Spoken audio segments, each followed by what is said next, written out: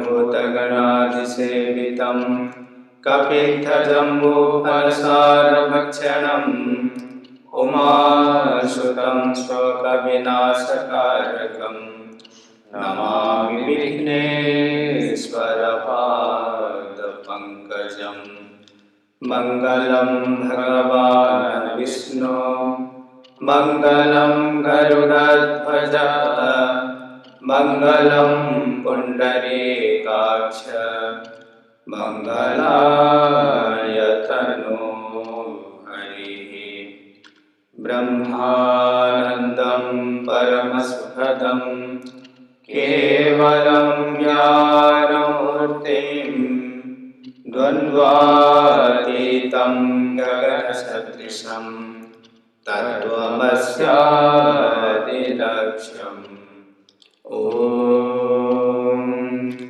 सहना भवतु सहनौ भुनक्तु सह वीर्यं करवावहै तेजस्विनावधीतमस्तु मा विद्विषावहै ॐ शान्ति शान्ति शान्ति।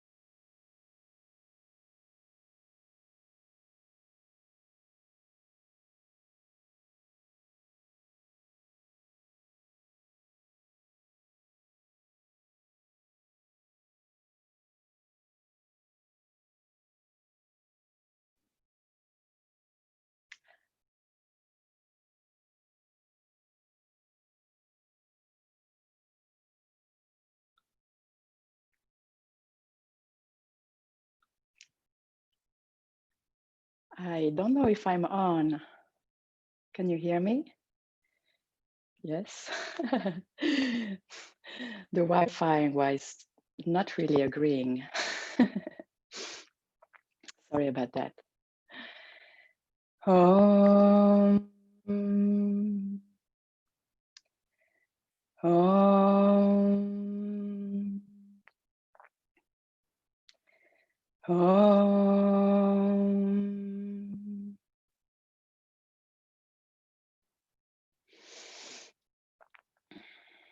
Pondering on many of the things brought up in the talks yesterday, especially by Amritarupananda Swamiji's talk about Brahman alone is without a second, and how we keep needing to affirm it and trust it, and how we don't, and how we keep expecting something else, something different, like what is here and now cannot be it.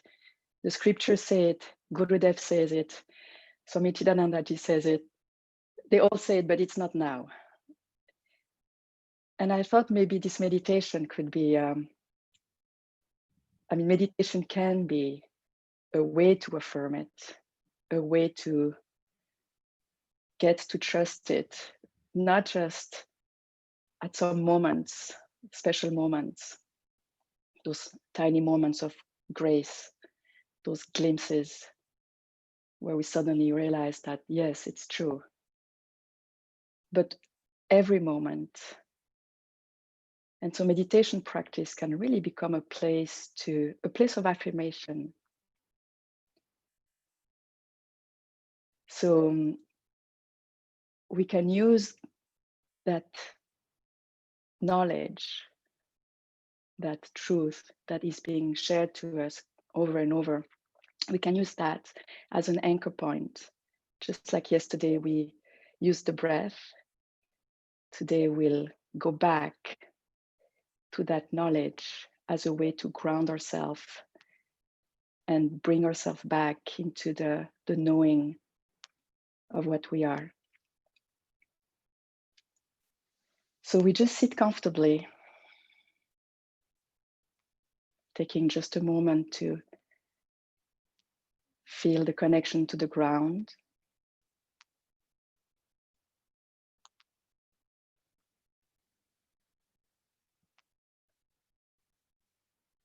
Taking some time to adjust the spine, the head, the shoulders, the arms. Finding a posture that is easy, aligned.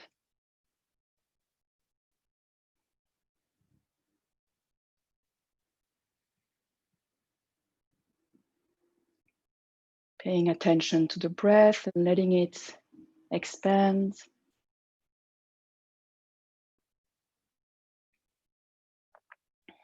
And welcoming a couple of deep breaths, deep inhale and deep exhale.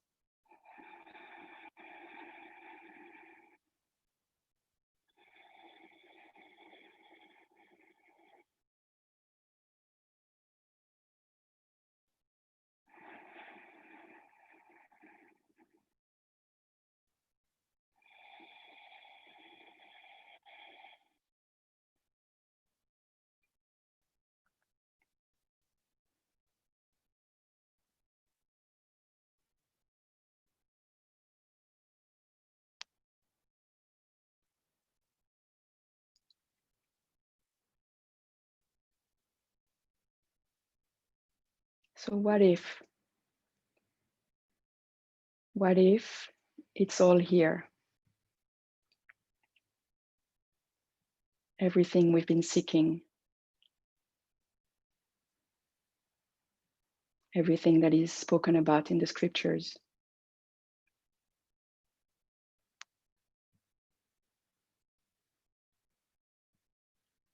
everything the saints are sharing about.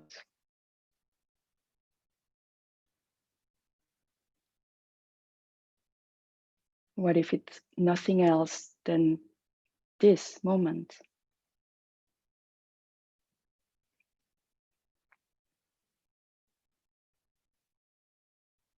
Feeling the body,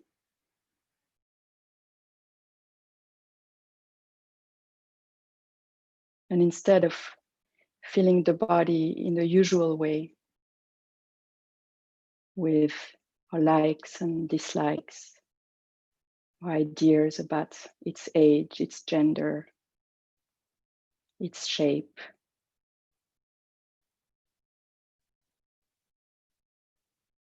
we just affirm,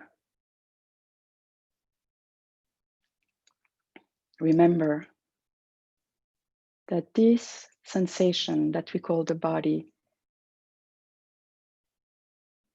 this is Brahman alone, without a second.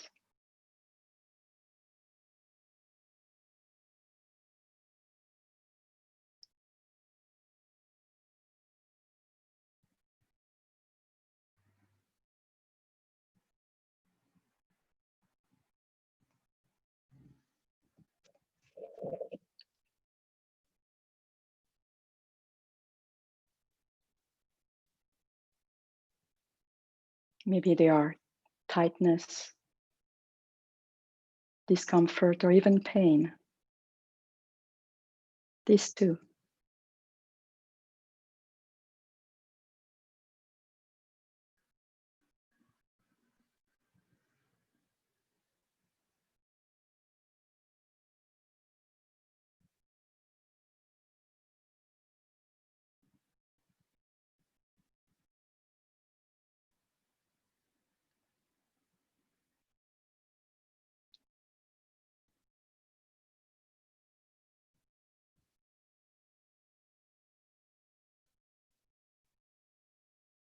And if we bring our attention to our mind, maybe an emotion, certainly thoughts, the constant flux of the mind.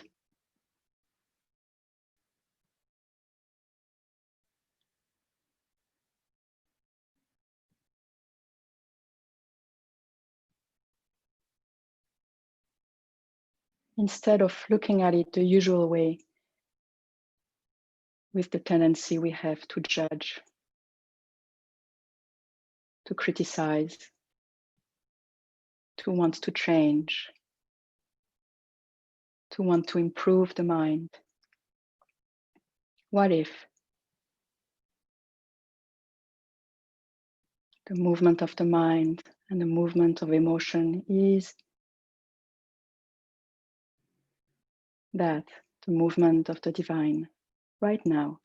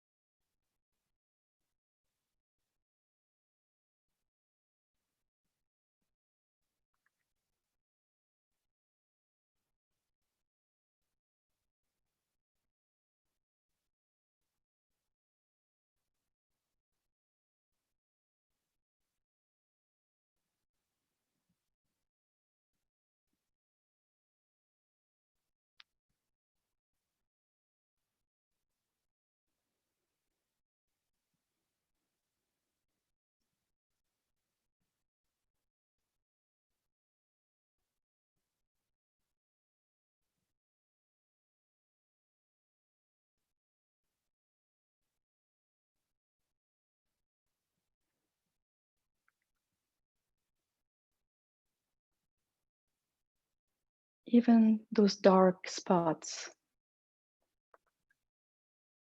or place of regrets,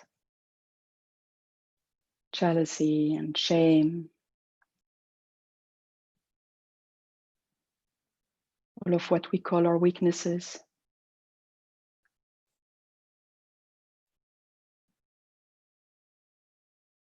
What if even that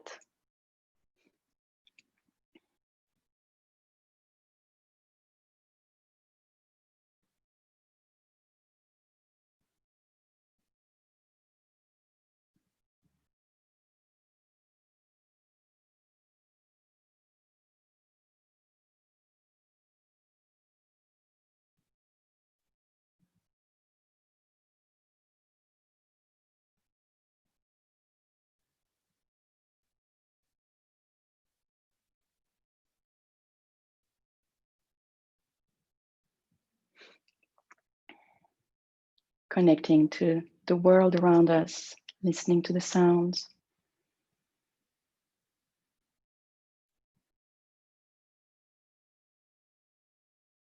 and broader than that, feeling the whole world with its glories and all of its challenges, all of its pains.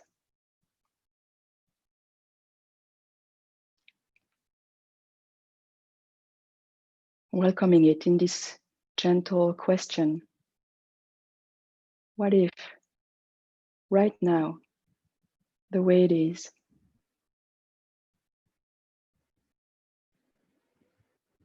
Brahman alone is, without a second?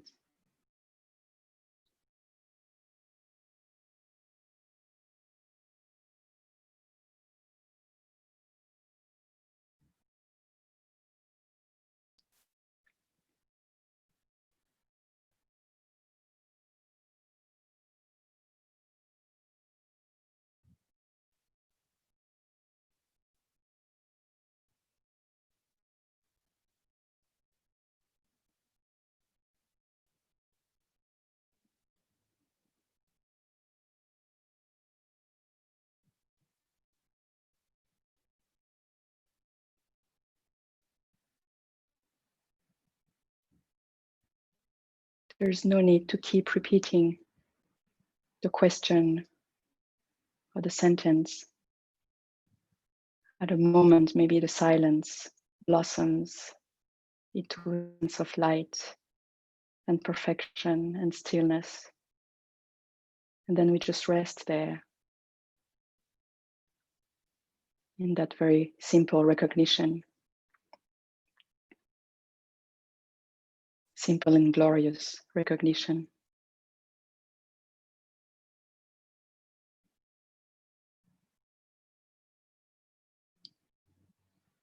And when we forget, when we get distracted, when we start looking at ourselves or at the world or at this moment as not that, then we remember. Just asking, what if, or repeating the sentence of the scripture.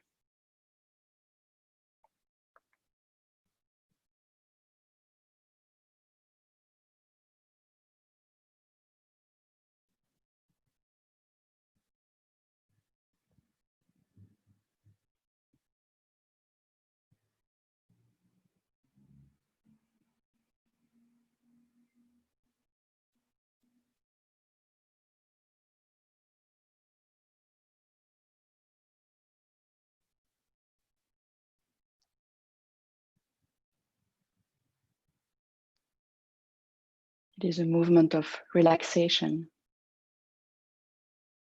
not an effort.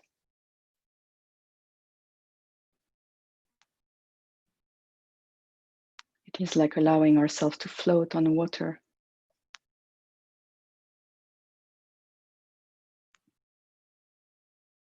Until there's nothing else but water.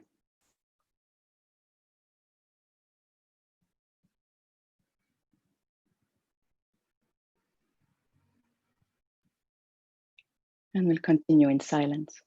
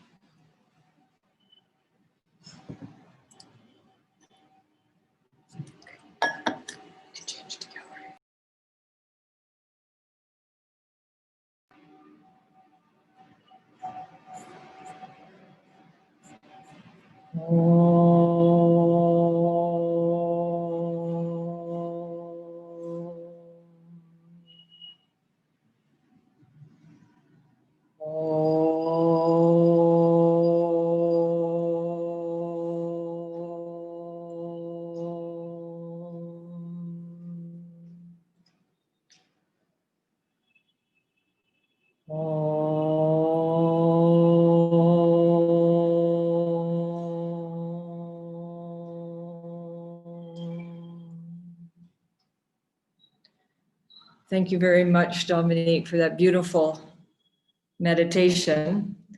And I'll just take this opportunity to remind you all that Dominique will be speaking tonight live for Satsang.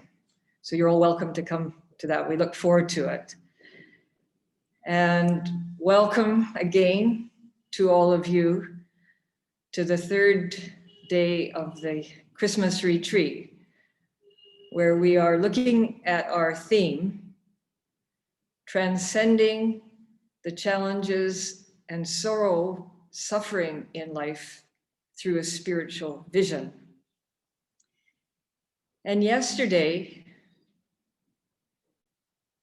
we looked at perhaps one of the simplest and most direct ways of transcending suffering through the affirmation of the great truth that has been revealed to us through the scriptures and the great teachers, that Brahman alone is without a second, or God alone is, or as Swamiji would say, you are divine, everything is divine.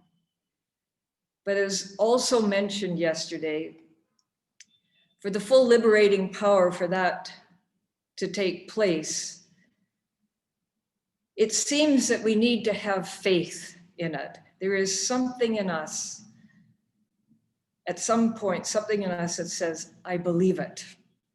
Or as Swami Padmanabhanji yesterday said, something in us has to accept it because it's already a fact. They state it as a fact. However, today maybe we'll try and take advantage of maybe one of the biggest blockages to our faith in that great truth. Something that, I know that I have worshipped in my life, and I think probably all of us revere too much, and that is our intellect. Sometimes our intellect is the biggest barrier to that faith because it is a prolific source of doubt. But the beauty of the Vedic tradition is that we can use the intellect as well to move towards this truth. And if it is used in the proper way, it can very much strengthen our faith. And as some of you know who have heard me speak before, Swami Brahmanandaji, in the first month I was here, gave me a book called God Realization Through Reasoning. And I remember him telling me that when he bought that book, everybody said, oh, there's no way you can reach God realization through reasoning. But he persisted because this book was brought out by the Ramakrishna mission, which, as I mentioned to you today, Sri Ramakrishna is considered a giant in Indian spiritual history. And it's a very, very good book, very, very simple. And the processes it uses is that it asks us to discriminate between the knower and the known, or sometimes I like to say the subjective knowing principle and that which is known or objective. However, I thought not to take that approach today, primarily because of what we are facing today, which is the pandemic. And for many of us, any of us who are over 60, this pandemic can feel very life-threatening to us. Because if we have any pre-existing disease, or just because we're over 60, we are much more vulnerable. We have to face our own mortality. So even though if we discriminate between the knower and known, we will come to that which does not die. I thought I would approach it using some different words. And Swami Chidanandaji, he often would quote from a poem. I think it was by Longfellow, but I can't say for sure. Sometimes Swamiji would say, "From dust thou art, and from dust thou returnest," was not spoken of the soul. And then he would ask the question, what is it that survives death? And then Swamiji would go and he would go through an analysis with us. But I wanted to share something else with you. And again, many of you have already heard this story, but I will repeat it for those who have not. Since my father and I, when we left Canada, we only saw my mother twice. Once when she visited us in the ashram around 1991. And then the second time was when we had a family reunion in Hawaii in 1997. And at that point in 1997, she took critically ill and she passed away. And amazingly, my father and I, when she was passing away, all the rest of the family had gone.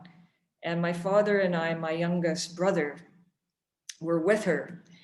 And because of the cost, we were in Hawaii, and because of the cost of keeping her in a hospital in critical condition, the insurance company became very alarmed and wanted to send a rescue plane to pick her up and take her back to Canada. So the doctor and nurses came with the rescue plane, but when they saw her, they said, there is no way she will survive this trip. And they recommended, if you remove the life support now, that she would pass away within 1 hour to 4 hours.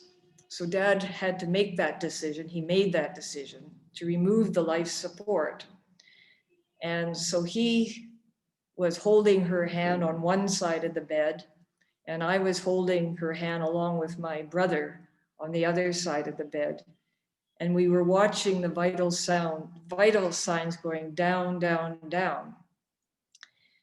And within a half an hour, she had passed on.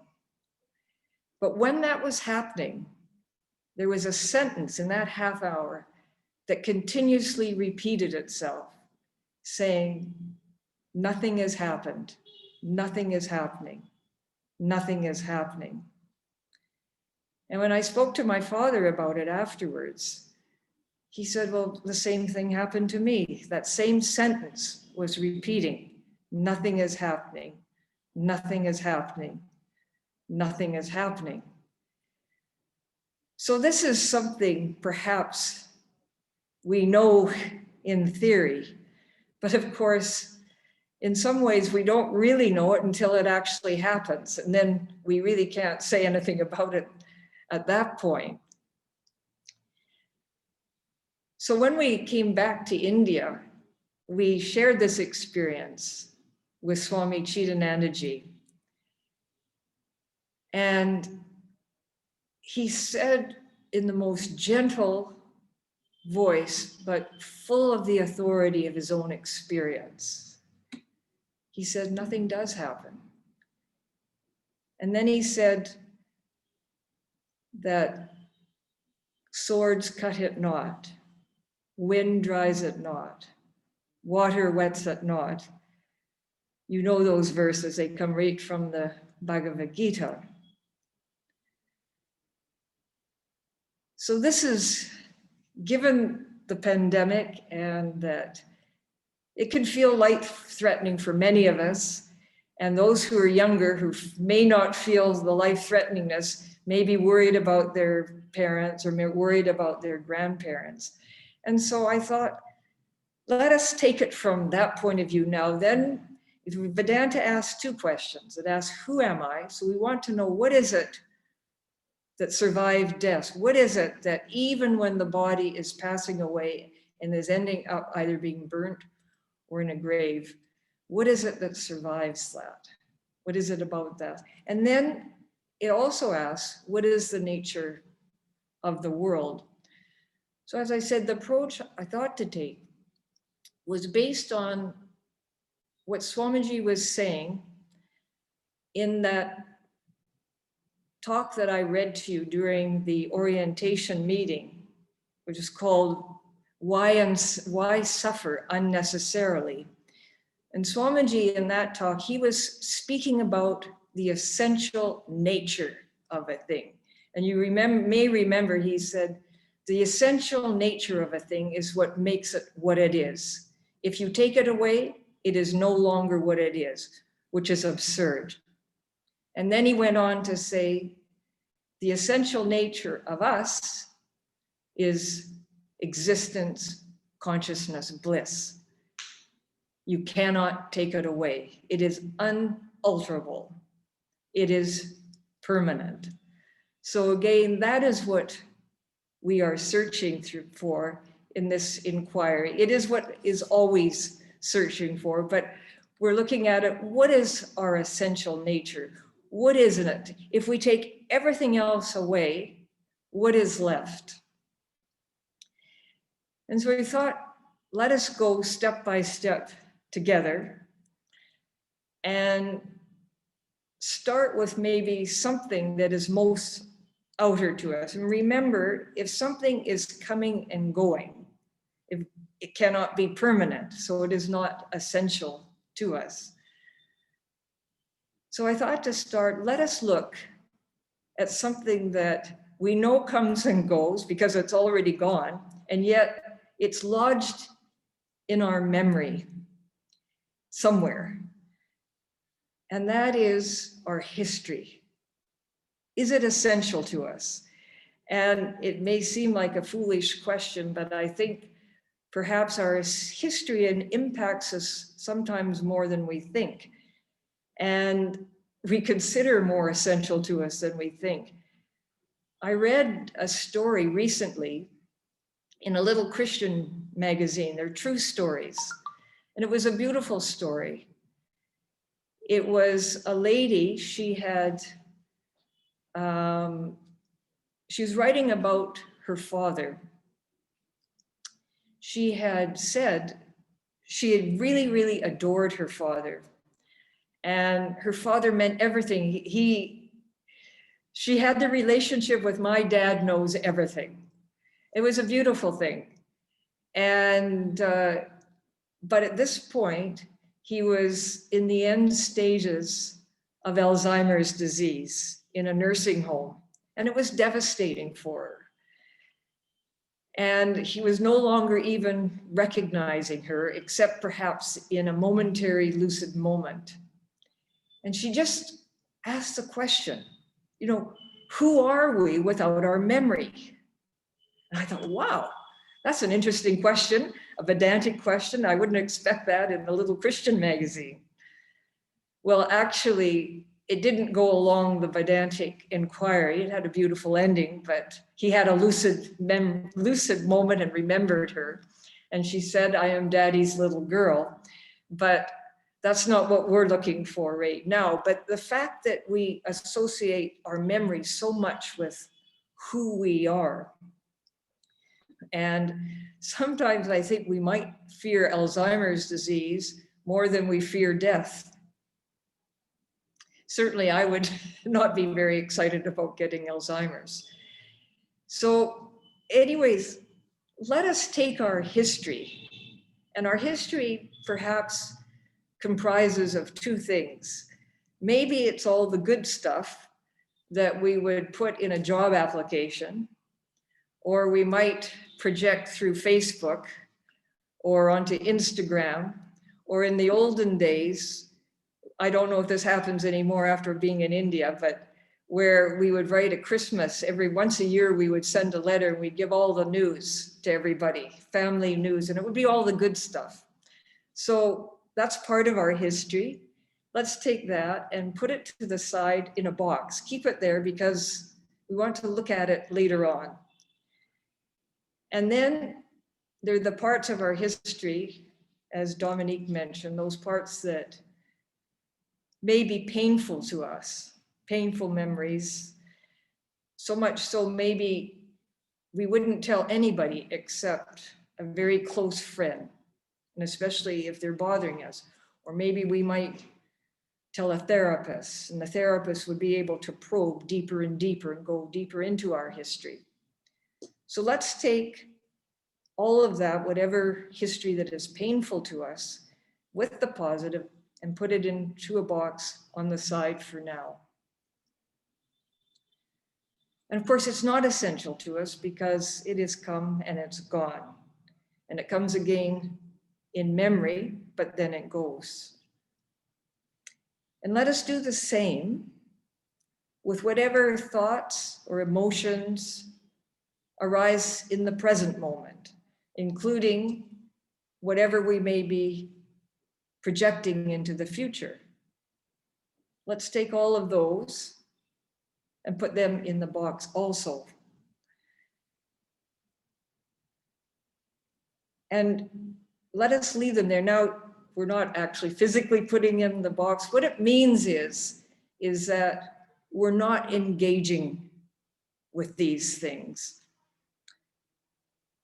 We're letting them be. Now, sometimes that's very, very difficult because sometimes we're very attracted to these things and we want to really, engage with them, and sometimes they're too painful and we engage them to get rid of them. So what do we mean? What does it mean not to engage with these things? And I thought to use a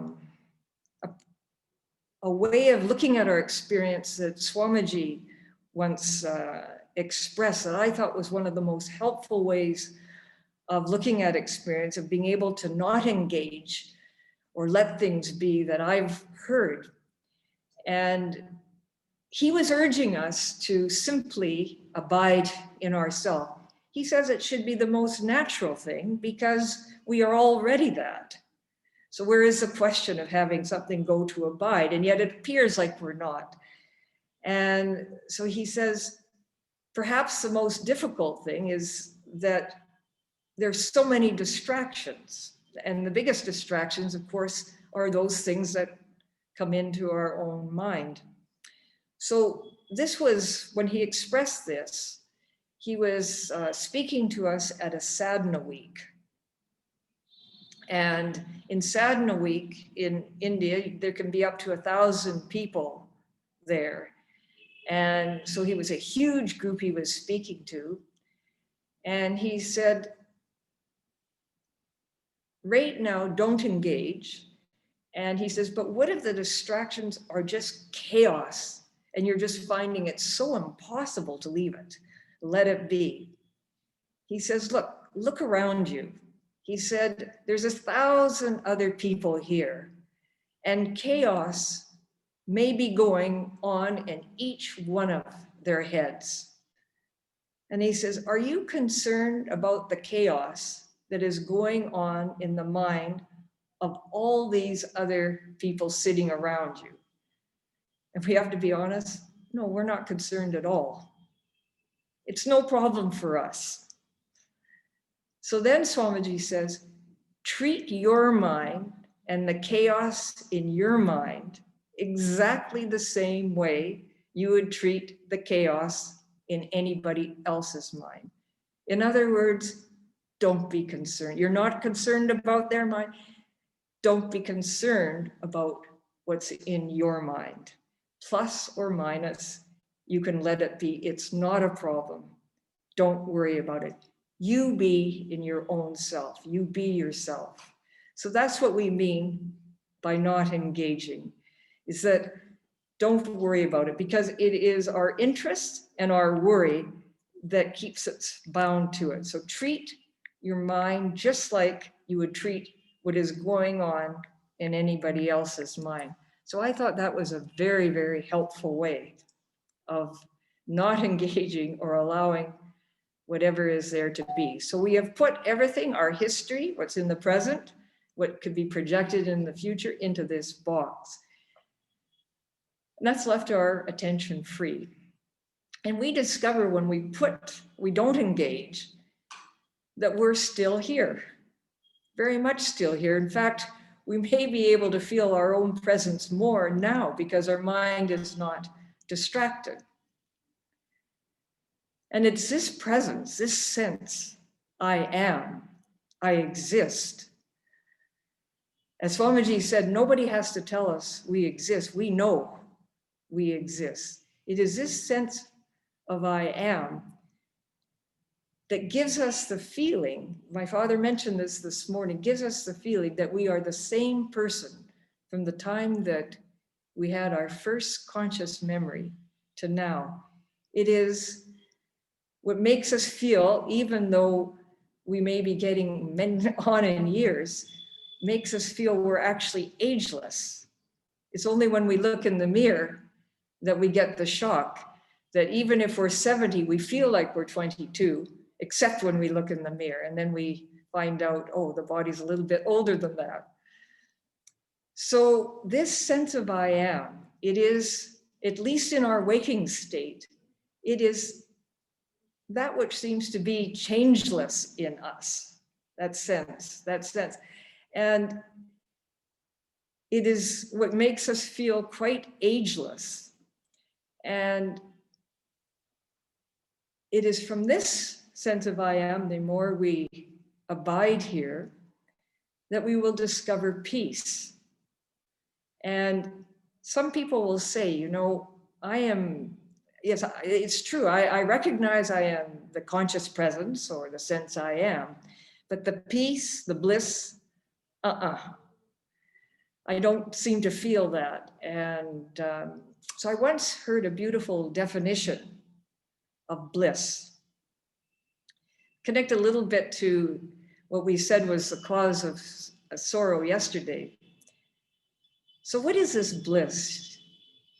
And how is it accessible? Well, one way of looking at it is the peace that we can feel, the freedom that we feel when we want nothing, including that peace and that freedom. So it is a very, very deep surrender. And you remember that it is, they say, desire that is the cause of our sorrow or our suffering that arises from the ego that wants things to be different. So this is where, in this sense of I am, that peace can be experienced. It's also where love, forgiveness, compassion arise. It's also where we see clearly and right action can arise. It is deeper than where the intellect gets into conflict.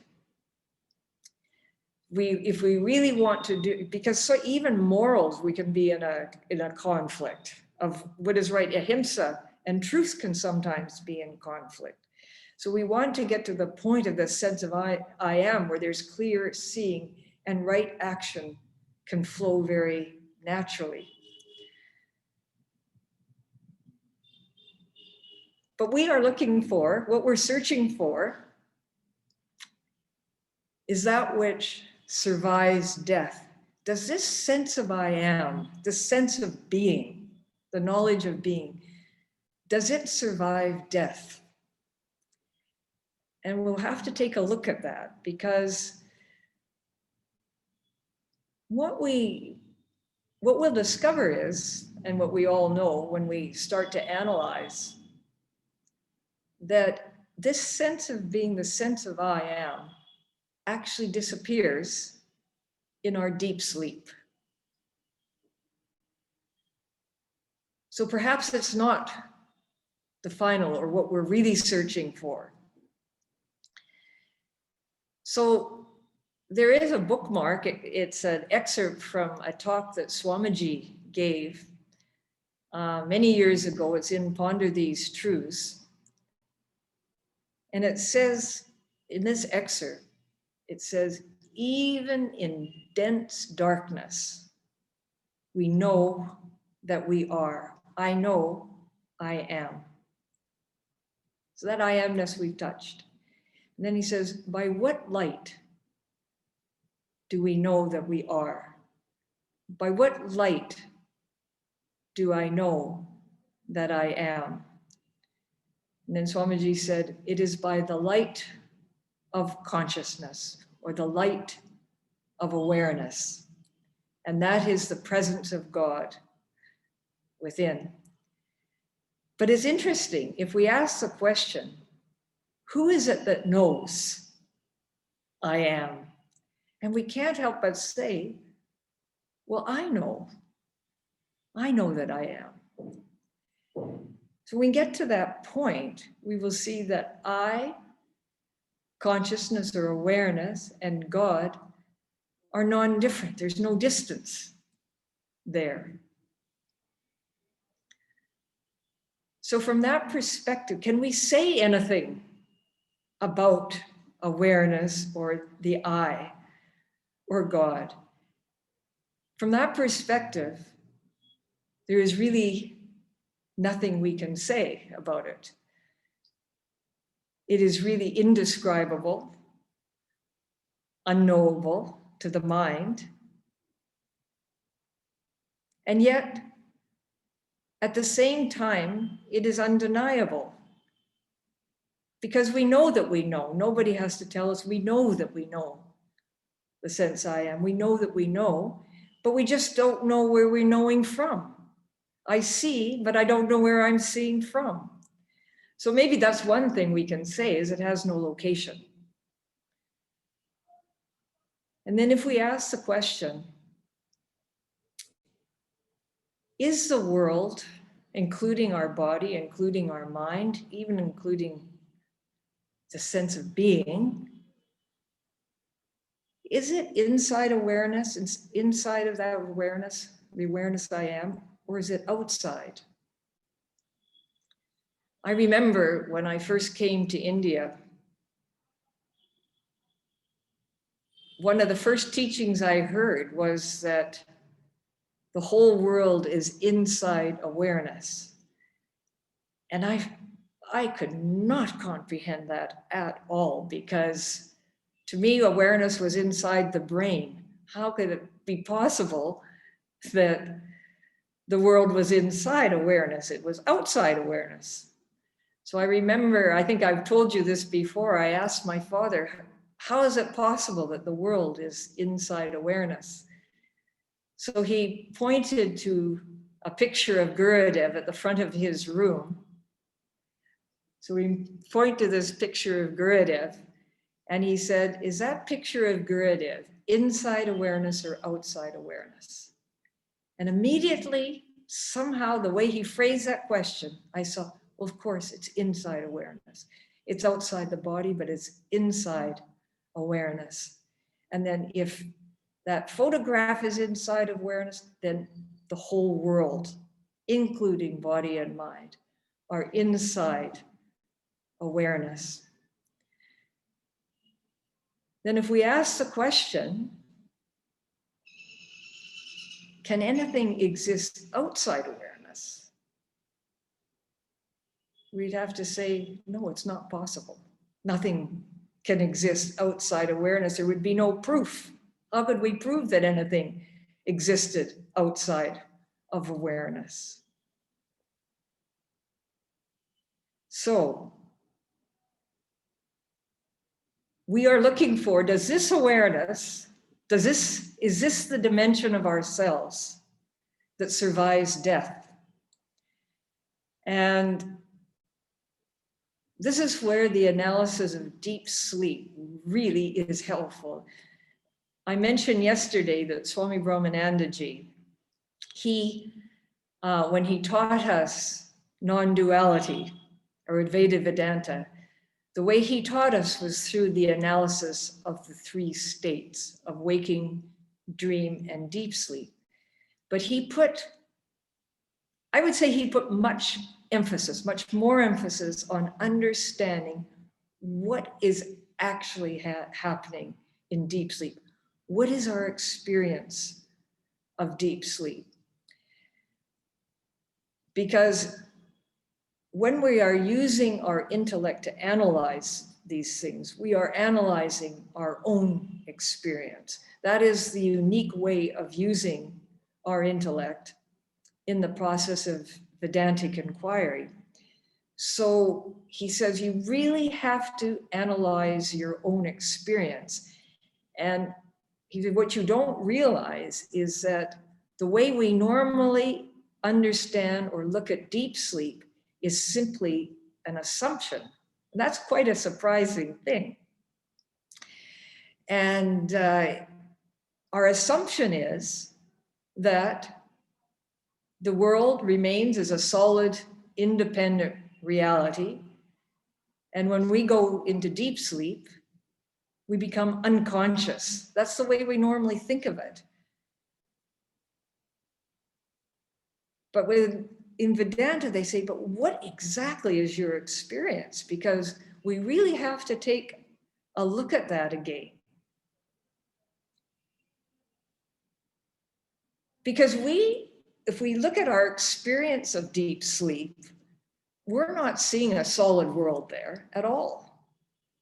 So what would be the proof in deep sleep that the solid world was there? If we look at our actual experience, if we all look at our actual experience, what we can say is that I was not aware of the presence of the world. I wasn't aware of my mind. I wasn't aware of my body. I wasn't aware of the sense I am. And not only that, I wasn't even aware of the absence of those things. Now that is suggesting that I was there and that I had to be of the nature of awareness. Because how would I know now that I had the experience of what we call deep sleep unless I was there and I was aware? Because only awareness can know anything. Only awareness can be aware. So this is quite a radical, it's based on our own experience, but it's quite a radical way of looking at it, because first of all, we usually ignore our deep sleep experience. And secondly, we are so accustomed to seeing a solid outside world, independent world, and thinking of it, deep sleep, as being unconscious. But when we analyze our experience, and we keep on analyzing it, we keep coming back to it over and over and over again, because we have to keep pondering this. We have to keep looking at our own experience and really asking, how do I know I had deep sleep when the body was not there, mind not there, even sense of I am not there, unless I was there? And how do I know anything at all unless I was aware? So if we keep pondering this, and we keep on pondering this and meditating upon this, we may finally come to the conclusion that, yes, it is true.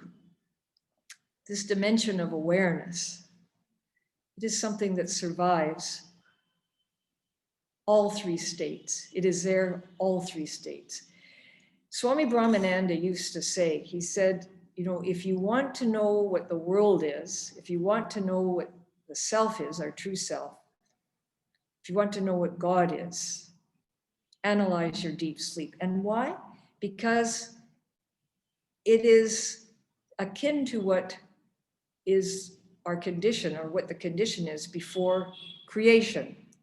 So when we're looking for something that survives death, we're looking for something that was before creation, before death could even occur, before there was life and death. And so if we keep on looking in that way, maybe we can discover, yes, this awareness does, the awareness that I am, the awareness that I discover myself to be through this inquiry, survives death. But as I say, it is something we have to come back to over and over again. It is what is essential to us. It doesn't change. It's permanent to us.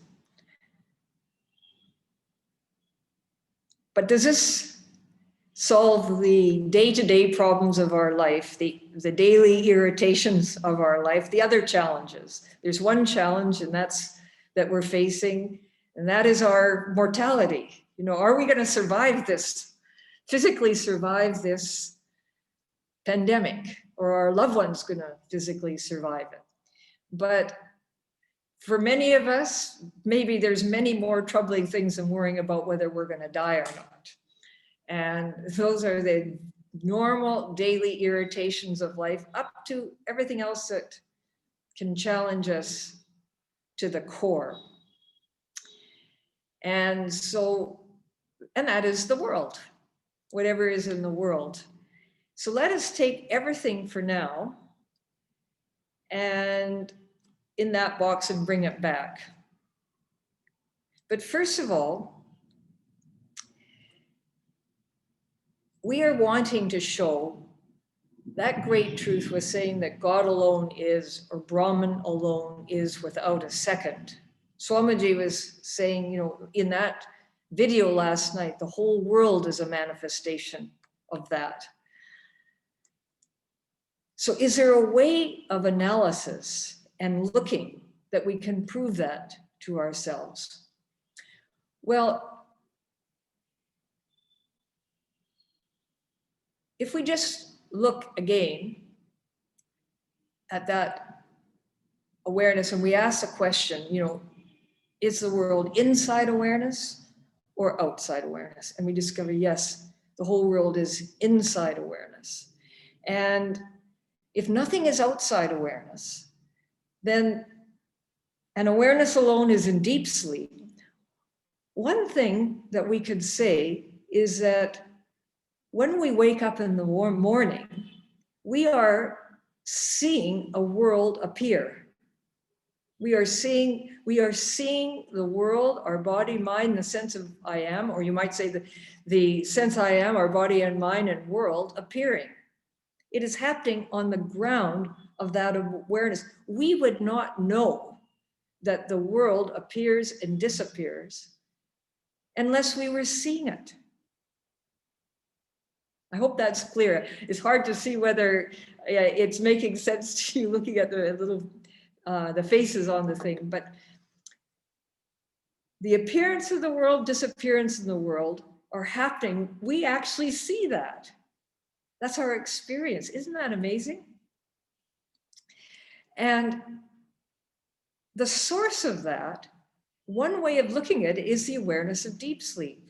Well, you remember Swami Brahmananda ji said, the source, you could say, is the deep sleep awareness. Now, not all scriptures look at it this way. This is the way I was taught. So the source is that deep sleep awareness that we can say nothing about. And remember Brahmananda Swamiji said, where did God get the materials to create the world except out of himself? So if the source of the world, which we see that world appearing, is the awareness of deep sleep, which we can also call God, it has to be made of the same stuff. Whatever is arising out of awareness has to be made out of awareness.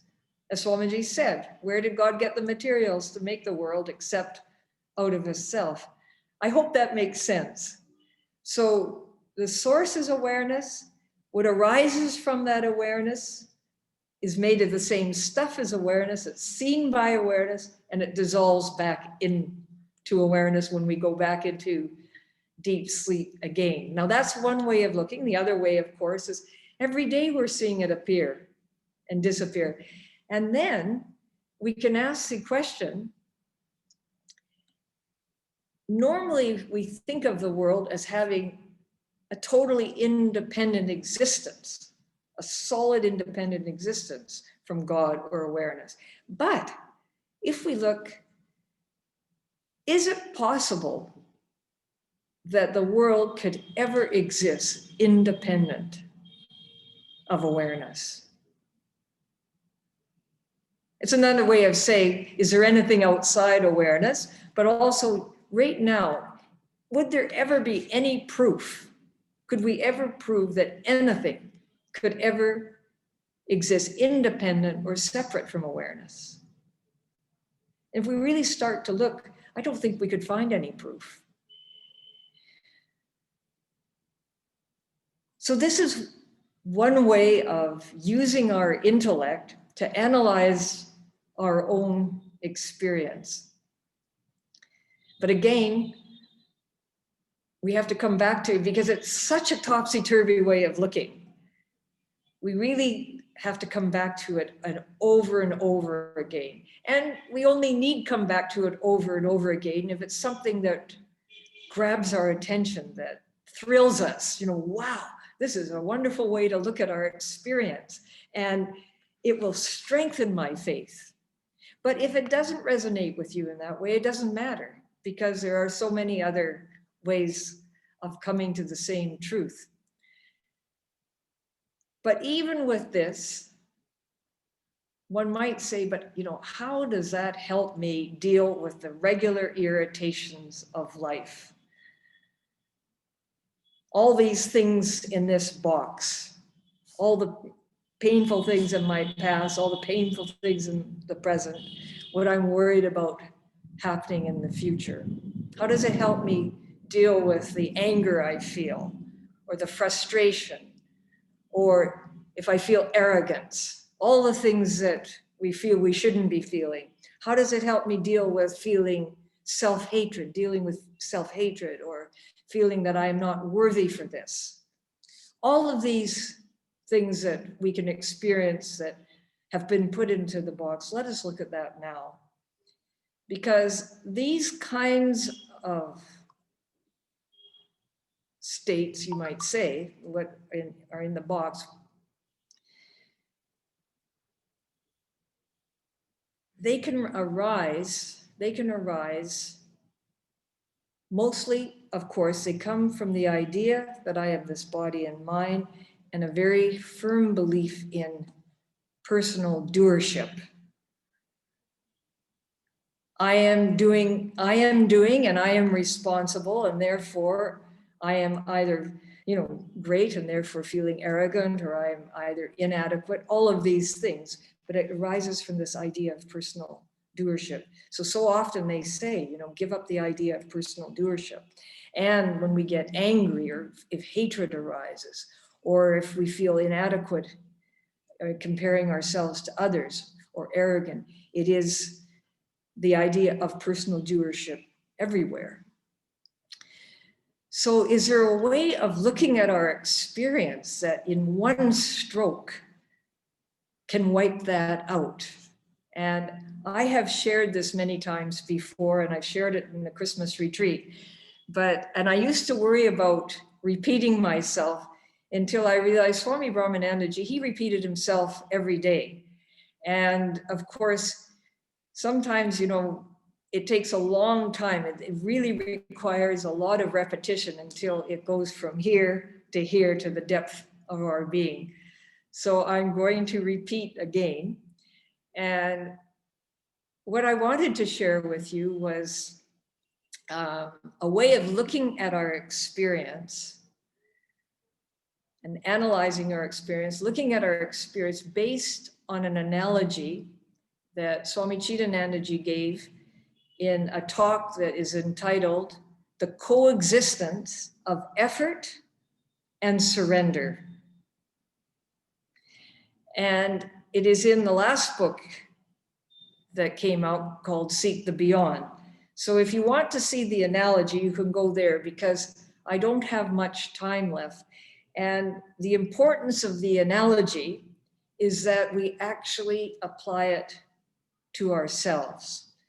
And so let us take everything we put in that box and just take a look at it, and just take a look how we would define ourselves right now, all the pluses and all the minuses as a human individual, all the pluses, every way we define ourselves that gives rise to negative feelings about ourselves, positive feelings about ourselves, negative feelings towards others, positive feeling, all of that, and the way we define ourselves, that results in these different kinds of emotions. And let us look at that definition and then go leave it there, how we define ourselves, and then go to the point where we were a newborn baby. Now, when we're a newborn baby, we know, whether we call it karma or whether we call it genetics or whatever, we are born with all sorts of potentialities or capacities that haven't grown yet. So we are born with a certain physical capacity. Maybe we're predisposed to certain diseases or not. Maybe we're predisposed to have a very strong body or a weak body, or an athletic body or not, or something in between. We're predisposed to a certain physical appearance. So all of that is a potentiality in us. Now, if we look back now, what did we do for the potentiality of whatever way our physical body has unfolded and reached to the point where it is now? And we could say nothing. We did nothing for that potentiality. And then we can look again, and we also have an intellectual capacity or potentiality. There is a potential for a brilliant intellect. There's a potential for an average intellect. There's potential for less than average intellect. What did we do for that? And we'd have to say, we have to be honest and say nothing. Nothing for that. And then we may look, and there's also the potential for artistic talent, whether it's in music or whether it's in painting or in dance, or maybe we're in writing, literature. So any of the arts, the potential is there, the capacity may be there. What did we do for that? If we look at ourselves right now, what did we do for that potential that we were born with? We say nothing.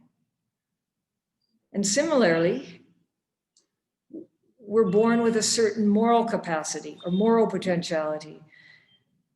And it's very interesting. We know, if you're a parent, you have 4 children, and you've brought those children up with the same moral standards, and yet how much each child absorbs that moral standard is very different. So that has to do with the capacity or the potentiality that they were born with. And what did we do or they do for that? And we'd say nothing. And then we could look at our religious potentiality, capacity, or spiritual potential or capacity. And we would have to say, what did we do for that? When we look back at it now, we did nothing for that either. So we were born with all these capacities. We all know that, all these potentialities, and we have to admit we did nothing, not as the individual we define ourselves now. We did nothing for that.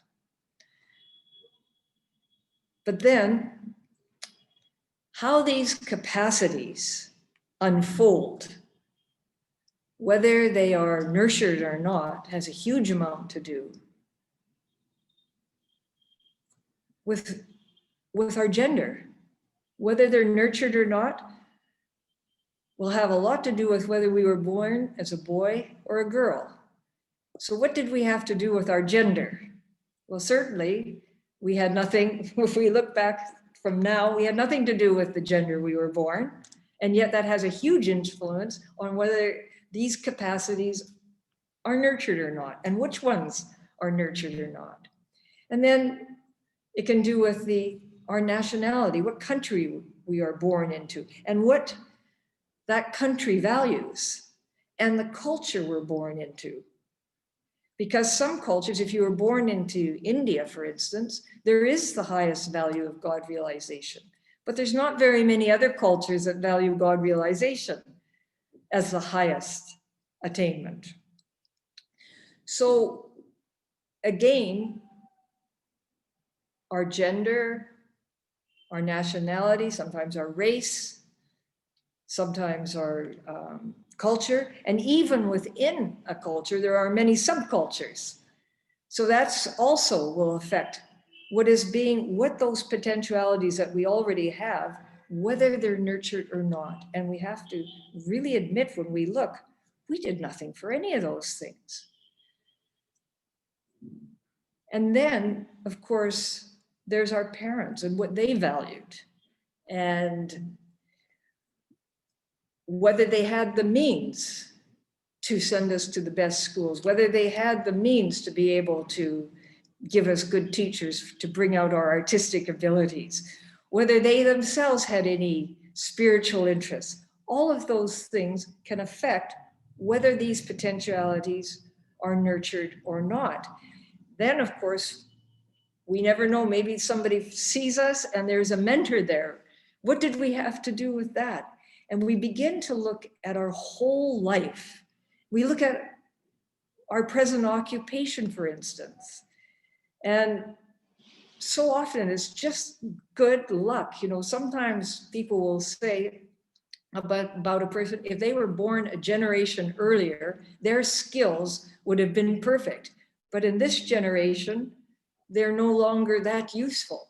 Well, what did we do for that? What did we do for the fact that the skills that we were born with and that had been nurtured are the perfect skills for the times that we find ourselves in?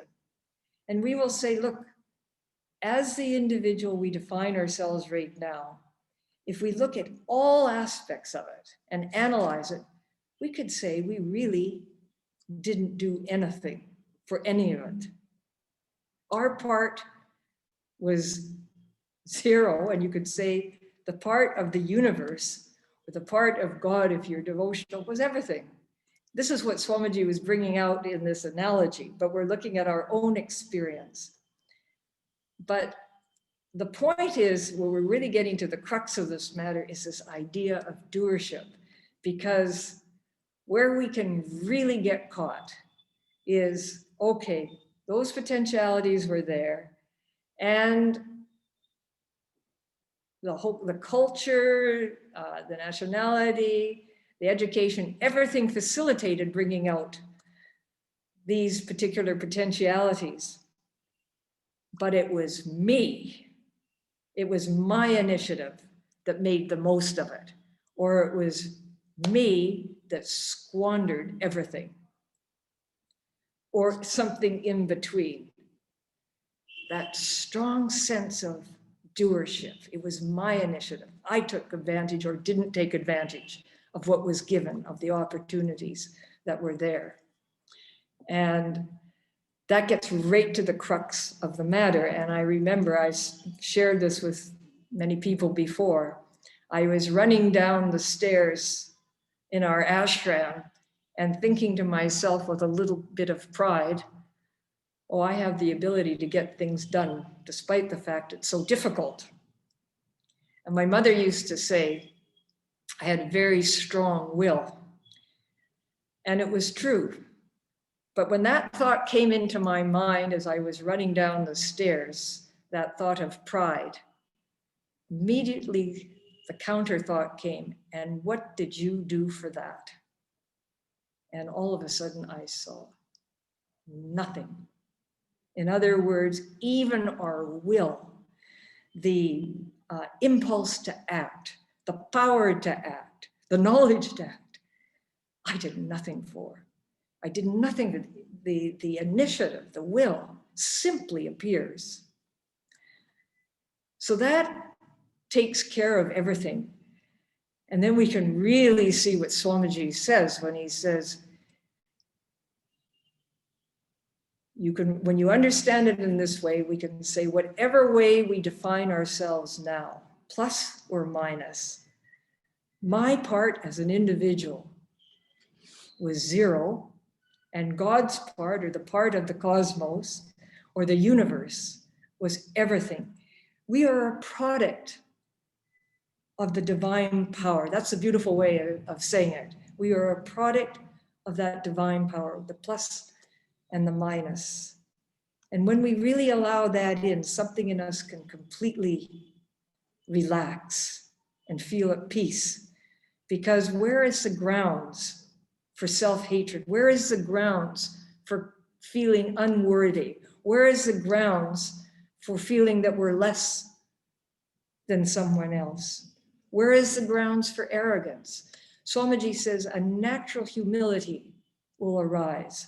And humility, not humility in the sense, Swami Brahmananda, he said, humility is knowing our nothingness and the allness of God. So this is a hint of what it shows us when we look at our experience in this way. And then what we apply to ourselves, we of course have to apply to the whole world. And when we apply that to the whole world, instead of anger coming, instead of hatred coming, instead of blame coming, forgiveness comes. Because if we are a product of that cosmic power, then all beings in the universe, everything is a product of that cosmic power. So spontaneously, forgiveness comes. Spontaneously, compassion comes. Spontaneously, there is love.